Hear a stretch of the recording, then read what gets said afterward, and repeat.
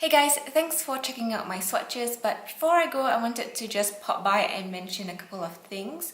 So Wet n Wild did quite a sneaky thing. So a couple of shades from their new 2018 launch for their liquid lipsticks and liquid eyeshadows are actually shades that were previously released in limited edition collections. So essentially they re-released these shades and they are exactly the same color and they are from the limited edition collection, but now they are renamed a different name, so you wouldn't really know that this is actually a shade that was previously seen on Wet n Wild.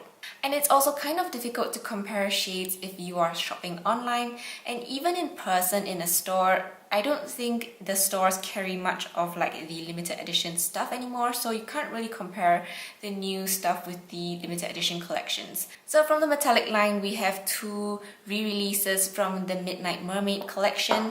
So from the 2018 launch, this one is called 964A Once in a Bronze Moon, and this is a release of the shade Coral Crown from the Midnight Mermaid collection. So they are exactly the same. And then we have I Don't Desert You from the 2018 launch, which is a re-release of Harbor a Crush from the Midnight Mermaid collection. So this is how it looks like, both exactly the same again.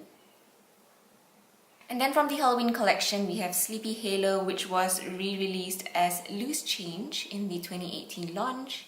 And the last one is also from the Halloween collection. This is Widow's Peak, and this was re-released as So Noir Cool in the 2018 launch.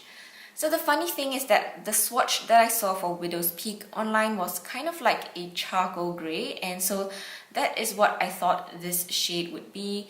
But then when I received So Noir Cool and it turned out to be a black, I was like, hold up, aren't these two the same colors, just in different names? So I also noticed like they re-released the Midnight Mermaid liquid eyeshadows. So if you go on their site now, you can see like the exact same shades for the liquid eyeshadows sold as like a permanent item, and then they have different names.